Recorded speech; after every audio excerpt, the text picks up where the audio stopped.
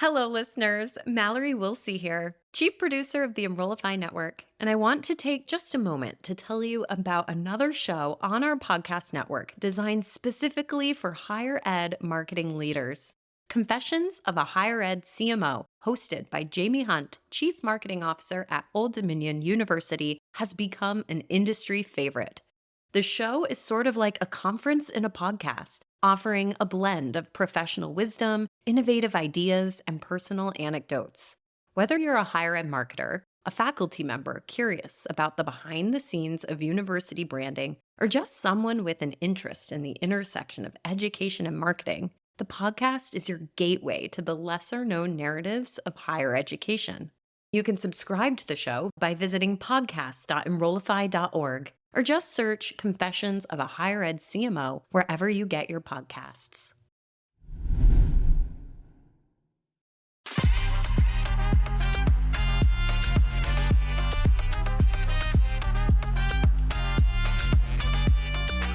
Welcome to Mastering the Next, a cutting-edge podcast that explores the future of graduate, online, and non-traditional education through the lens of AI and technology.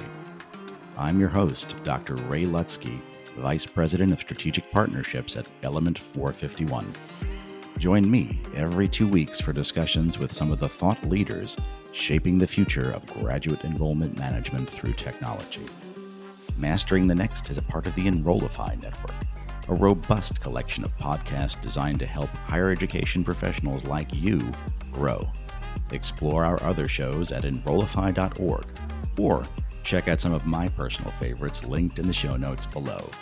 Enrollify is made possible by Element 451, the next generation AI student engagement platform that helps institutions create meaningful and personalized interactions with students. Learn more at element451.com.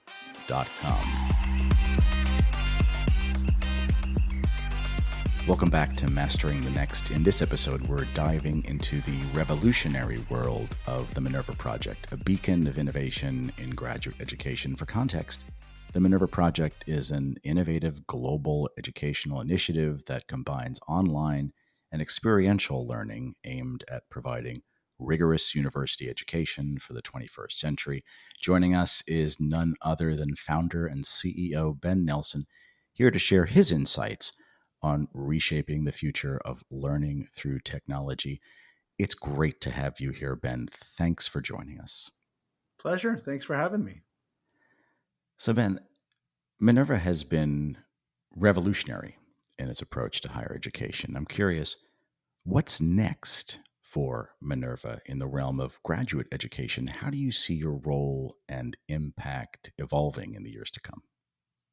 I oftentimes have equated the introduction of Minerva into the higher education world similar to the introduction of penicillin to the world of medicine, in the sense that, it's a very big difference to take an antibiotic as opposed to, try to put a leech on your arm to drain bad humors.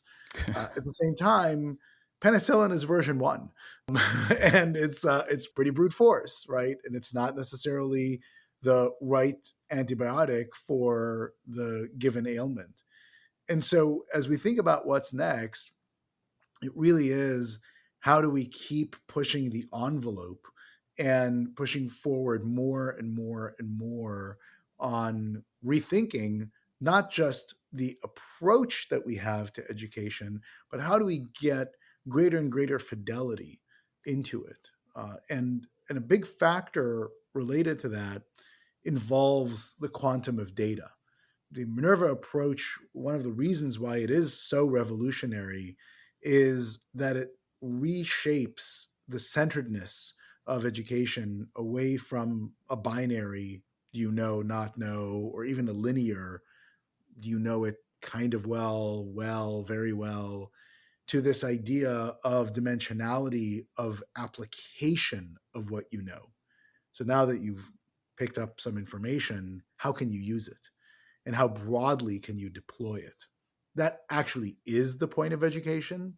The reality is that the leech draining bad humors doesn't cure anybody, much like this idea of a linear approach to knowledge doesn't actually educate anybody.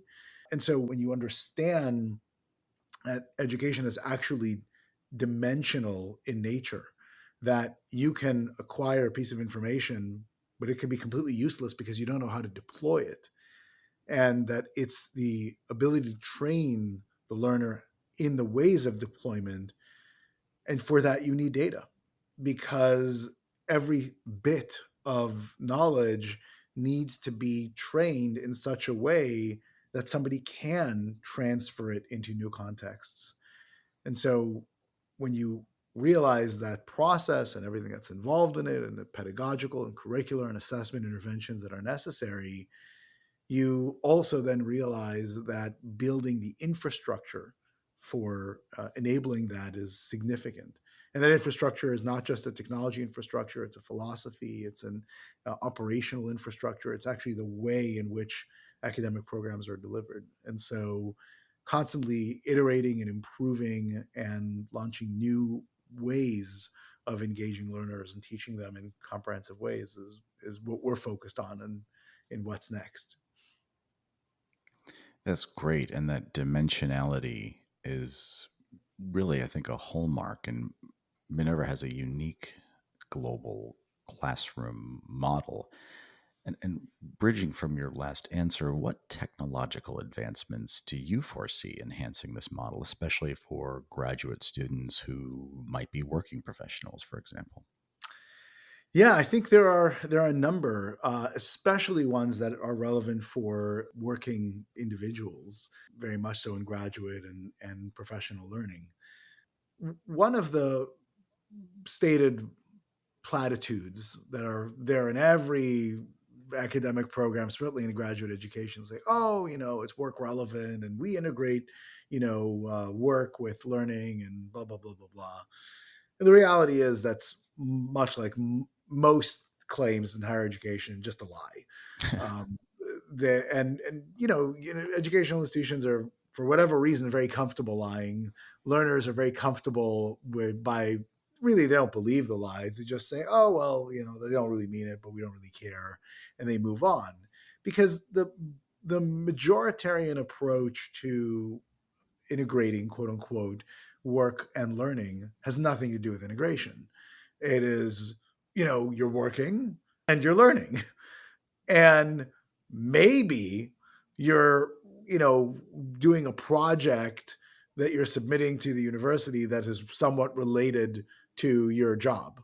But that's pretty much it, right? And you can actually, when you think about it in that way, you realize, well, it's very easy to say, it's very hard to do, right? It's an extremely hard bridge to cross, to go between what you learn in an academic environment and not necessarily applying it in your day-to-day work, but knowing how to assess it, and then being able to assess it not only in a way that is coherent for the learner, but one that you can actually capture and use back in the academic environment.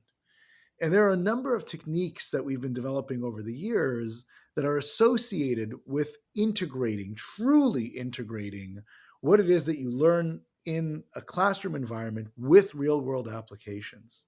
And that becomes incredibly important in graduate education for two distinct reasons.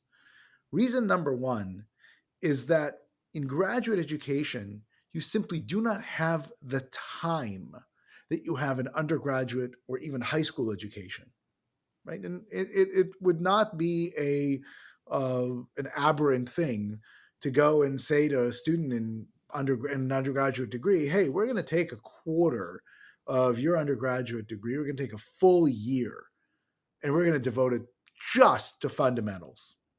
Right? People look at that and say, "Yeah, that sounds fine. General education, that is an easily digestible thing."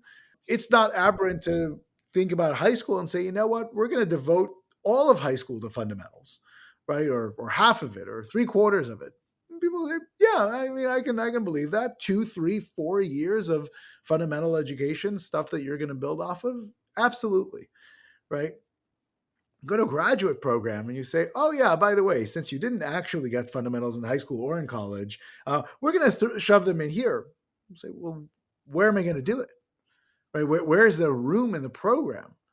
Right. And so you're extremely constrained in the time that you have. But at the same time, you do need to introduce frameworks. You have to be able to give the learner tools that are going to be particularly useful for not only that program, but for how the learner will take the learnings from that program and apply it into the real world. So that's a big challenge. The big advantage, however, again, especially for those who are working or have had some work experience before they enter their graduate program, is that the recontextualization of what it is that you learn doesn't have to be handed to the learner. When you teach an undergraduate, certainly when you teach a high school student, there's not a lot of life experience that they can hang off of what it is that they learn, right? You have to actually deliberately bring forth a whole bunch of contexts that in which the learner can apply the same framework on again and again and again. That is building transfer into the educational program. With graduate education, you can uh, recontextualize just a couple of times and then require and provide the ability for the learner to bring their own context to bear as well.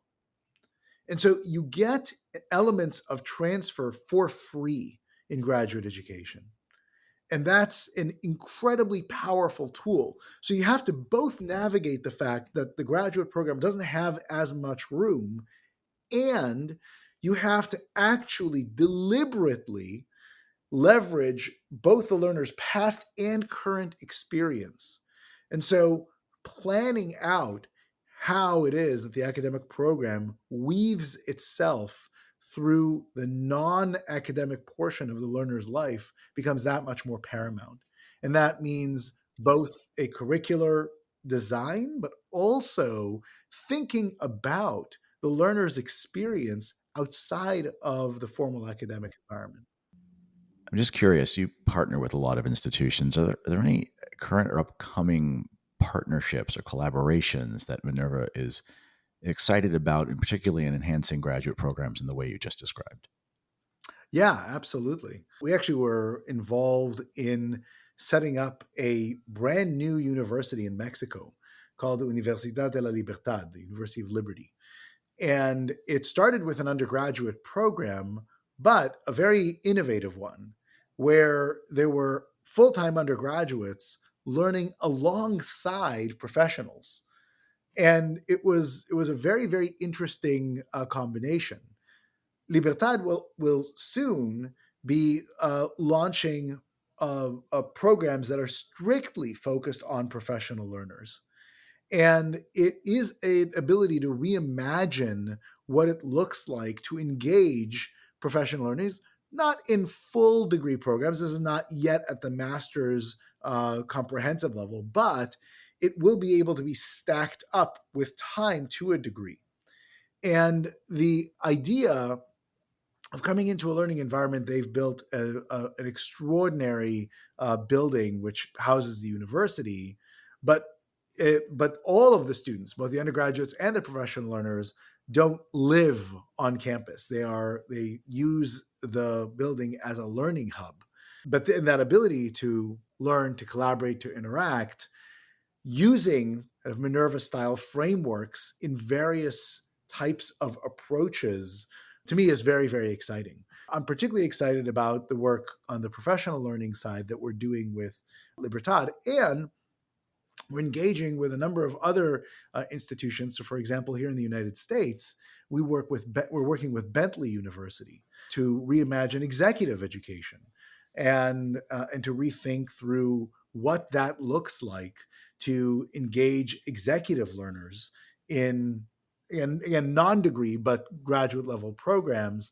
that would really get them to apply systems thinking and the ability to manage complexity and navigate the world as it is today through academic programs that are integrated with what they do. And there are, of course, a number of other examples around the world, but those are a little bit closer to home. And clearly, you're partnering with some pretty innovative institutions there who are willing to push the envelope. And it brings me to a question that it's on a lot of university leaders' minds, and we've talked about it on this podcast before. So, how do you envision artificial intelligence shaping the future of education at Minerva and the institutions you partner with? Yeah, I think AI has a couple of different vectors of impact. One, which I think people are more comfortable talking about, which is straightforward, which is how do you use AI as a tool to enhance an academic program? And that's, I think, relatively straightforward. I think there are a lot of ways of doing that. AI can multiply the amount of data that is fed into an assessment system. It can help in the design and jump starting of putting together lesson plans and syllabi and curricula. So it makes the job of creating programs a little bit more straightforward. And it can help the learner acquire information in a more streamlined way and therefore give them the opportunity to do the kind of social learning, that interactive back and forth, the exploration of the judgment, right? The difference between the black and the gray, not the black and the white, right? You don't need social learning to know something that is true versus not true. That's relatively straightforward. An AI and an AI tutor for sure can help you do that. But what you really want to explore is judgment. And for that, you do need a expert who can think that engages with a group of learners who can think and deduce and be able to go back and forth. And so AI can play a crucial role in all of those factors. Hey, it's Mallory. Exciting news! I'm hosting the Engage Summit in Raleigh on June 25th and 26th, and I'd love to meet you there. Together, we'll dive into the mind of the modern student, what fires them up, how they interact, and what they expect in today's digital age, and how tools like AI help put them in the driver's seat of their education. We have some terrific speakers, including our closing keynote, New York Times bestselling author Jeff Selingo. Sessions will dig into practical ideas and innovative strategies to get your team more student centered and ready to adopt AI. And many of your favorite Enrollify hosts are presenting too, like Jamie Hunt, Jenny Lee Fowler, and Brian Gross. Use the discount code Enrollify50 for an extra $50 off your registration. Learn more and register at engage.element451.com. We can't wait to see you there. The second vector around the implications of AI, I think, are far more profound, and one that most educational institutions are absolutely petrified of dealing with. And the reason for that is that the AI can perform a large majority of the tasks that, especially graduate programs, assess students on as the summative outcomes and whether or not they have, quote unquote, learned something or not. Right? AI can pass the majority of law school classes. It can pass the majority of medical school classes today. And so to be able to rethink what does that mean? Because God knows that we in the United States and do not want to, from a social policy perspective, spend $660 billion a year globally, $2 trillion in education to train humans to be degraded versions of machines. Right? That's not a good idea. Right? That's not a good use of resource. And so what that really means is that the nature of education, the nature of assessment of education has to change. When I give talks in various parts around the world, many tens of thousands of audience members, I oftentimes ask them two questions. One, which we all kind of know the answer to, but the other one, which I think is much more shocking. The one that I usually ask is, hey, imagine that magically under your chair right now, there is a final exam from college that you've gotten an A on, right? And let's, for the sake, if you are a professor in the audience, it is not a final exam in a field in which you are a professor of now, right? So, please raise your hands if any of you would get any more than an F if I gave you 60 minutes, 90 minutes right now to finish that exam. And usually in an audience of 500, 1,000 people, there are, 3 or 4 smart Alex who raise their hand, but that's about it, right? And we know that. And that's kind of accepted. We know we cram for a test, we pass it, we kind of forget everything that was on it. And we accept that. Now, we don't. And we believe that that's a huge problem in education, but the rest of the world kind of seems to be okay with that. But now I ask a follow-up question, which is far more problematic. And I say, okay, assume that under your chair wasn't one exam. It was every single exam you took in high school, college, and graduate school. Every single one. And today, you could get an A+ on all of them. Right now. Raise your hand if your life would be any different than it is today. And again, almost nobody answers in the affirmative. And this is actually the core problem of the way that education is structured. It's problematic not because the content that is being taught is useless. And actually, there's a lot of use to it, but it is not taught in a way to be able to be useful. In a world of AI, in a world where knowing information is going to be very easy, it's going to become a commodity. The ability to discern, the ability to know how and when and what fashion to use information is going to be absolute paramount, because you can ask the AI today to give you a very compelling argument and a very compelling counter argument. You can even ask it what's more likely. But what you can't do is get the AI to think, not yet at least.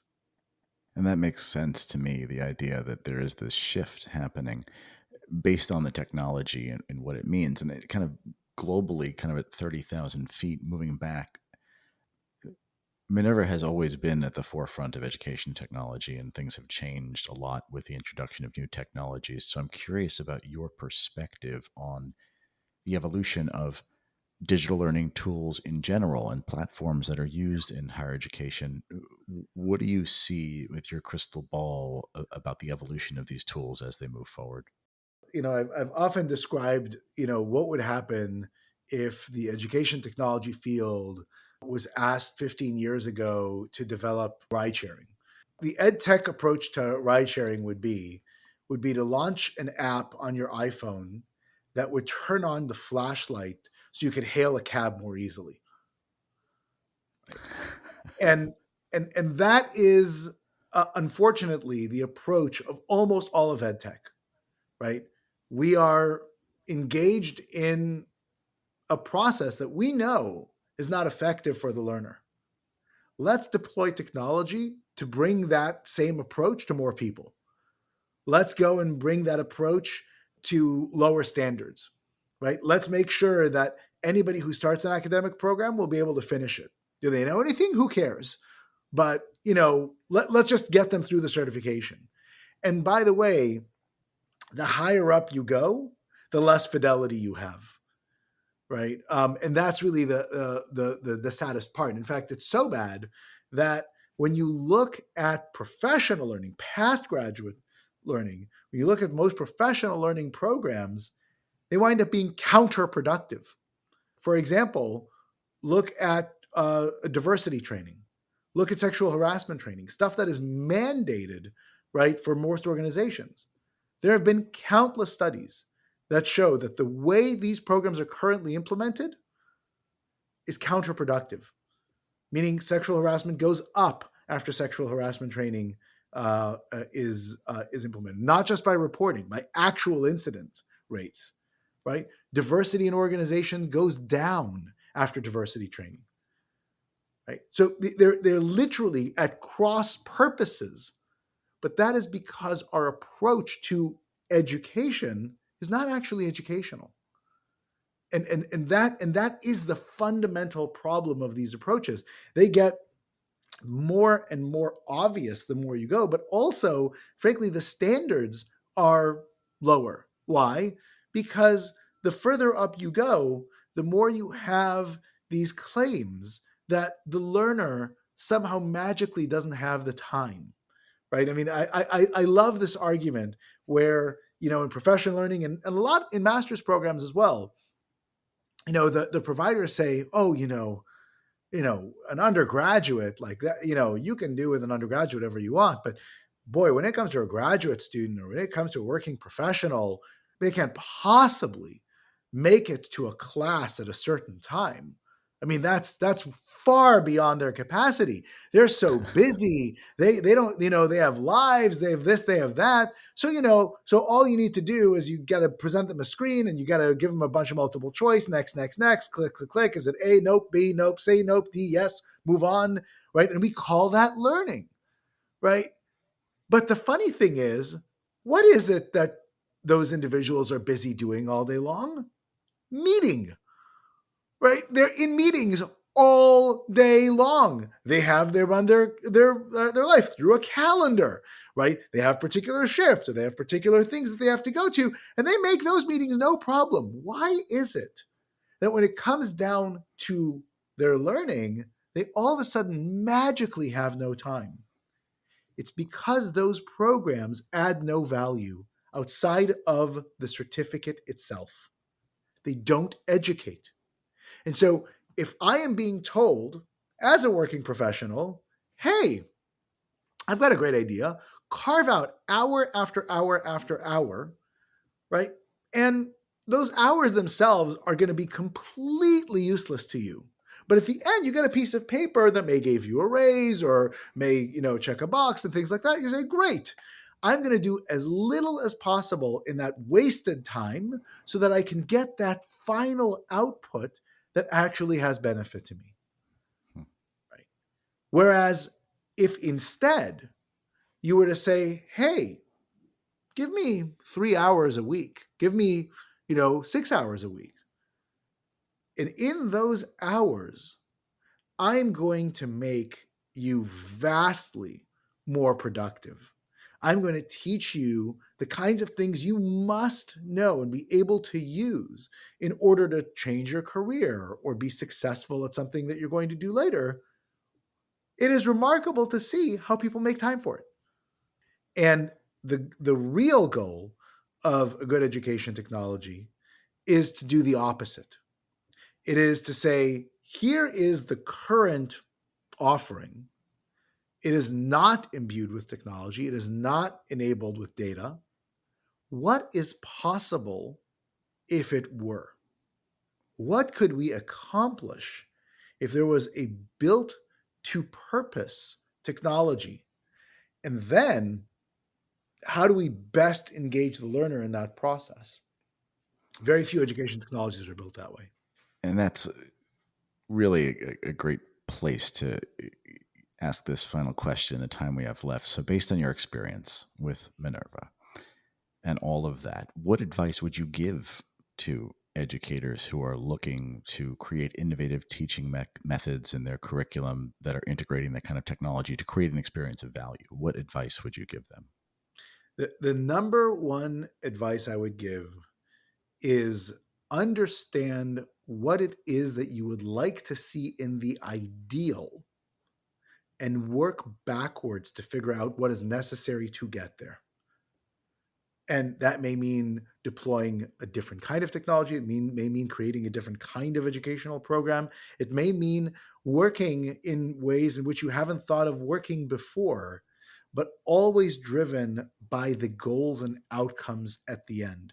and maintaining fidelity to those. You do that, you're going to be in a much, much better place than thinking, hey, here's what I've always done and what can I do to enhance it or iterate from it or increment above it. And that's really a challenge, I think, for some, but definitely worth the work. So Ben Nelson, CEO and founder of the Minerva Project, thank you for sharing your thoughts and thanks for spending time with us.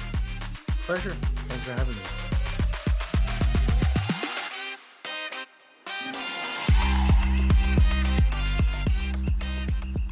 The Mastering the Next podcast is a part of the Enrollify podcast network. If you like this podcast, chances are you'll like other Enrollify shows too. Our podcast network is growing by the month, and we've got a plethora of marketing, enrollment, and higher ed technology shows that are jam-packed with stories, ideas, and frameworks all designed to empower you to be a better higher ed professional. Our shows help higher ed marketers and admissions professionals find their next big idea and feature a selection of the industry's best as your hosts. Learn from Artis Cadieux, J.C. Bonilla, Mallory Wilsey, Brendan Henkel, Brian Gross, and so many other of your favorite leaders in higher ed.